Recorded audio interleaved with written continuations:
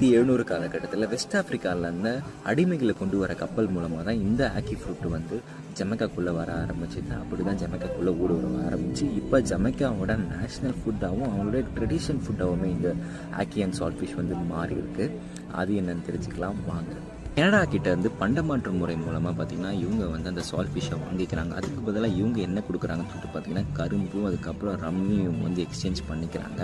இந்த டிஷ் முக்கியமாக யாருக்கு போகுதுன்னு சொல்லிட்டு பார்த்தீங்கன்னா நிறைய வந்து சுகர் கேன் ஃபேக்ட்ரிஸ் அதுக்கப்புறம் சுகர் கேன் பேஸ்டான ஃபார்ம்ஸ் நிறைய இருக்குது. அதில் வந்து யார் அதிகமாக வேலை பார்க்குறாங்கன்னு பார்த்தீங்கன்னா அடிமைகளாக கொண்டு வரப்பட்ட அந்த மக்கள் தான் வந்து அங்கே வேலை பார்த்துட்டு இருக்காங்க. அவங்களுக்கு ஒரு நல்ல ஃபுட்டு கொடுக்கணும் அப்படின்ற பட்சத்தில் தான் இவங்க வந்து இந்த சால்ட் ஃபிஷ் கூட வந்து இந்த ஆக்கியை வந்து ஆட் பண்ணுறாங்க. அதுக்காக தான் சால்ட் ஃபிஷ்ஷை வந்து கனடா கிட்டேருந்து பண்டமாற்று முறை மூலமாக வாங்குற ஃபுட்டை வந்து இவங்க வந்து நாளடைவில் பார்த்தீங்கன்னா ஜமைக்காவோட ட்ரெடிஷ்னல் அவங்களோட ஒரு நேஷனல் ஃபுட்டாகவே மாறிடுது.